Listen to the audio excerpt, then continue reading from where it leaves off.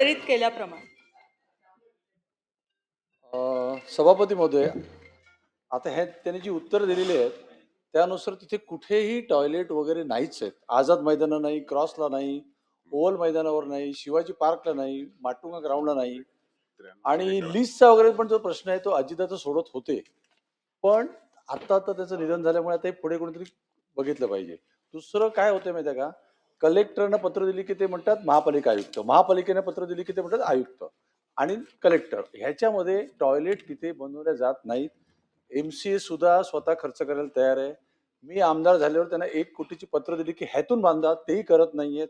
मी म्हटलं पालकमंत्री आहेत त्यांच्याकडनं करा, कोणीही अजून राऊंड सुद्धा घेतले नाही. आता माझी विनंती आहे की ह्याच्यासाठी मंत्री महोदय आणि सुनेत्रा पवार उपमुख्यमंत्री ह्यांना घेऊन एक बैठक आणि हा सगळा राऊंडच घ्या, म्हणजेच हा प्रश्न सुटला जाईल. नाही तर सोडवता येणार नाही, टॉयलेट बनणारच नाही कुठेच.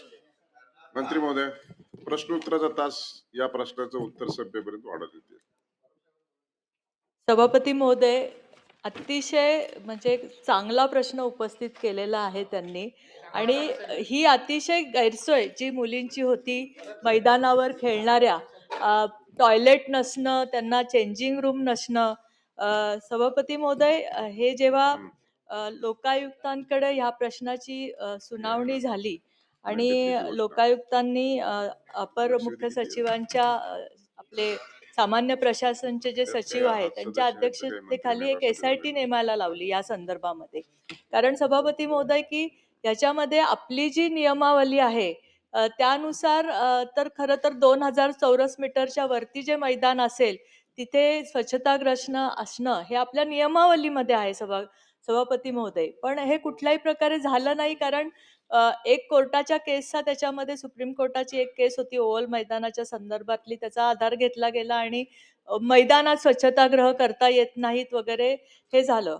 सभापती महोदय, 8 जानेवारी 2025ला आपली ही SIT आपण गठीत केली आहे आणि त्या SIT तर्फे आपण सगळ्या मैदानाचे क्रीडा संकुलाचे गुगल मॉपिंग, त्याच्यामध्ये आत्ता असणाऱ्या सोयी सुविधा, आपल्याला काय द्यायला लागणार आहेत ह्या सोयी सुविधा, त्याच्यासाठी लागणारं बजेटची तरतूद, या सगळ्या संबंधीचा अहवाल तयार करण्याचं काम सुरू आहे सभापती महोदय आणि तो अहवाल आपण शासनाला सादर करू.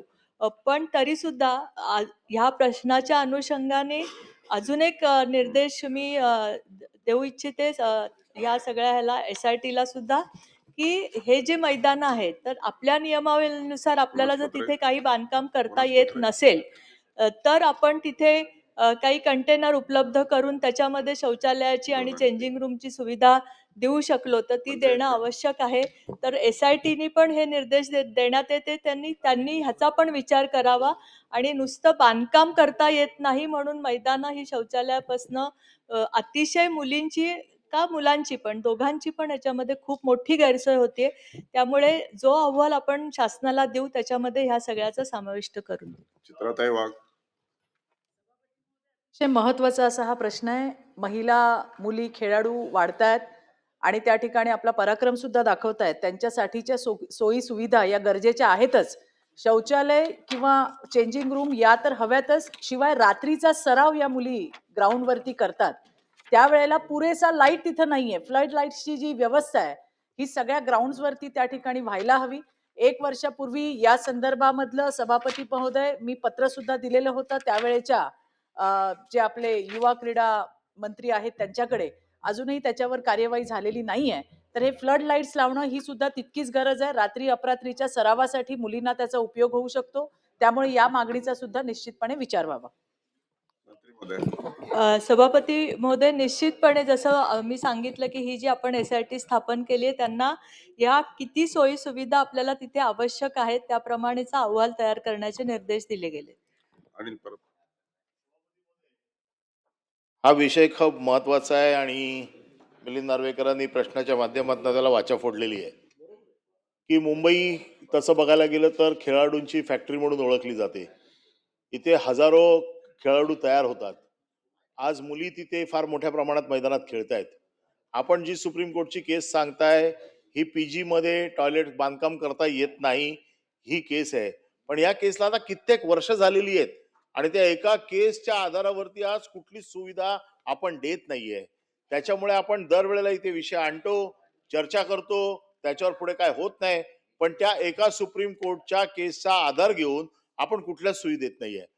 माझं मत असं आहे की कमीत कमी आपलं लिगल डिपार्टमेंट शासनाचं एवढं मोठं आहे, कोर्टाला हे तर समजावून सांगितलं पाहिजे की बाबा तिकडे कोर्टाच्या खेळाडूंच्या व्यतिरिक्त, त्यांना सुविधा देण्याच्या व्यतिरिक्त दुसरं कुठलंही बांधकाम होणार नाहीये. मला वाटत नाही की त्या केसमध्ये, ती केस मला माहिती आहे ओवलची काय आहे ती, त्याच्यामध्ये फार काय मोठं नाहीये. परंतु आपल्याकडनं आपलं जे लिगल खातं आहे हे याच्या बाबतीत इतका हलगर्जीपणा त्यांचा आहे की त्याच्यामध्ये ते लक्षच देत नाहीये. आणि त्याच्यामुळे वर्षानुवर्ष ती केस पडलेली आहे. आणि अधिकाऱ्यांना तुम्ही विचारायला जाल तर अधिकारी सांगतात कोर्टात केस आहे म्हणून आम्हाला काय करता येत नाही. माझं मत असं आहे की हे सगळं जर काढायचं असेल तर पहिल्या त्या केसचा निपटारा करायला पाहिजे. आणि केसचा निपटारा जर होत नसेल तर हा विषय फक्त ओव्हल मैदानासाठी आहे. ओव्हल मैदानाचा विषय मुंबईतल्या बाकीच्या मैदानाला लागतो का, पहिले हे पण तपासून बघितलं पाहिजे. आज एवढी लाखो मुलं या सगळ्या मैदानात मुंबईत खेळतायत, आज मुली खेळतायत, त्यांना कुठली सोय सुविधा नाही. अजितदादांसारखा माणूस ज्याने महाराष्ट्राच्या या सगळ्या खेळांवरती, त्यांचा अध्यक्ष होते ते, त्यांचा सगळा इंटरेस्ट होता, परंतु एका छोट्या गोष्टीमुळे एवढ्या मोठ्या सुविधांपासून हे सगळे खेळाडू वंचित आहे. आणि आपली इच्छा आहे, शासनाची इच्छा आहे, प्रत्येक वेळेला प्रश्न येतो, प्रत्येक वेळेला शासन सकारात्मक आहे, परंतु त्याच्यातनं कुठलाही आजपर्यंत यांना सुखसोयी सुविधा मिळालेल्या नाहीयेत. माझी स्पेसिफिक मागणी आहे जी मिलिंद नार्वेकरांनी मागितली की आता उपमुख्यमंत्र्यांकडे ते खातं आहे. उपमुख्यमंत्र्यांच्या अध्यक्षतेखाली आपण उपमुख्यमंत्री, लिखित दिली पाहिजे. मुंबई महानगरपालिका आणि संबंधित संस्था आणि लीगल डिपार्टमेंट अशी एक संयुक्त बैठक आपण अधिवेशन संपायच्या अगोदर लावणार का, आणि त्याच गरज लागली तर ह्या सगळ्या मैदानांमध्ये आपण स्वतः त्याची व्हिजिट घेऊन तशा सूचना आपण देणार का. सभापती महोदय, सदस्यांनी जो मुद्दा मांडला तोच मी पहिल्यांदा सांगितला की केसचा आधार घेऊन आपण, जर एका मैदानाची केस आहे, महाराष्ट्रातल्या सगळ्या किंवा मुंबईतल्या सगळ्या ह्याला ते लागू होत नाही, ते लागू होतंय का नाही हे एकदा लिगल डिपार्टमेंटमध्ये ह्या SITच्याच ह्याला आम्ही निर्देश देतोय की त्यांनी ते तपासून घ्यावं की ते इतर ठिकाणी ते लागू होत नाही. दुसरी गोष्ट, जर ते लागू होत असेल तर त्याच्या संबंधीची काय कार्यवाही करायला पाहिजे तेही लिगल डिपार्टमेंटनी आपल्याला सुचवावं. आणि त्या मीन टाईम जर आपल्याला बांधकाम न करता त्यांना त्या सुविधा देण्यासाठी खूप सारे मार्ग उपलब्ध आहेत, तर त्या मार्गा पण सुचवण्याचे निर्देश आपण त्यांना दिलेले आहेत. आणि मला असं वाटतं की ह्या सगळ्यांच्याच सदस्यांच्या ह्या भावना आहेत की मुलींची आणि तिथे खेळाडूंची अतिशय गैरसोय होते. त्या दृष्टीने लवकरात लवकर हे झालं पाहिजे. मी आपल्या माध्यमातनं कमिटीला पण आदेश देते की लवकरात लवकर त्यांनी त्यांचा अहवाल सादर करावा आणि त्या अहवाल आल्यानंतर आपण एक ही मीटिंग सगळ्यांची त्या संबंधीची घेऊ. लास्ट प्रवीण दरेकर. सभापती महोदय, अधिवेशनाच्या या संपण्याच्या ठिकाणी अगोदर बैठक करणे. सभापती महोदय, या ठिकाणी अनिल परब साहेब बोलले, त्याचा मी पुनरुच्चार करतो की आज मुंबईमध्ये सगळे गार्डन्स बघा तर महिला क्रीडापटूच्या अनुषंगाने या विषयाला आज तिथे लाईट नाही आहेत. मुंबईतली BMCची गार्डन आहेत, तिकडे लाईट नाही आहेत, तिथे पोलीस संरक्षण, तिथे चौकी नाही आहे. त्याच्यामुळं तिथे खेळाडूंना त्या मैदानांवर किंवा त्या गार्डनमध्ये जात असताना कुठल्याही प्रकारच्या व्यवस्था नाहीत, अव्यवस्था आहेत. तर याचा आढावा घेण्याची अत्यंत आवश्यकता आहे. आणि या अनुषंगाने 2 मागण्या त्या ठिकाणी आहेत. एक म्हणजे क्रीडा खात्याचे क्रीडा सचिव असतील किंवा क्रीडा आयुक्त, मुंबई महापालिकेचे आयुक्त आणि गार्डन डिपार्टमेंटचे लोक आणि आमच्यातले निवडक सदस्य घेऊन अधिवेशनापूर्वी या बैठकला अहवाल यायचा तेव्हा येईल. आम्ही इथे प्रश्न का मांडतो, तात्काळ आम्हाला उत्तर मिळेल त्याच्यावर त्या ठिकाणी अंमलबजावणी होईल, आम्ही प्रश्न मांडतो. त्याच्यामुळे अहवाल यायचा तेव्हा येऊ द्या. अधिवेशन काळामध्ये एक संयुक्त बैठक संबंधित अधिकाऱ्यांची आपण घ्यावी अशा प्रकारची विनंती आहे. आणि या सगळ्या व्यवस्था त्या बैठकीमध्ये होण्यासंदर्भात सांगोपांग चर्चा होईल आणि निर्णयाप्रती येऊ. तर अशा प्रकारची बैठक आपण अधिवेशन संपण्यापूर्वी घेणार का, आणि ती घ्यावी अशी माझी आपल्याला नम्र विनंती आहे. हो. सभापती महोदय, हो. यस. प्रश्न उत्तराचा तास संपला. कागदपत्र सभागृहाच्या पटलावर ठेवले.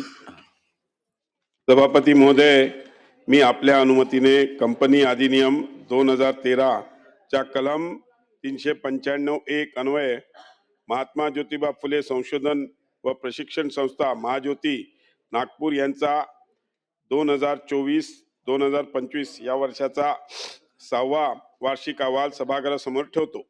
अहवाल सभागृहासमोर ठेवण्यात आला. एक घोषणा करतोय. आज शनिवार दिनांक 28 फेब्रुवारी 2026 रोजी मान्य केलेल्या महाराष्ट्र विधान परिषद नियम 93 अन्वये सूचना सभागृहाच्या पटलावर ठेवल्याची मी घोषित करीत आहे.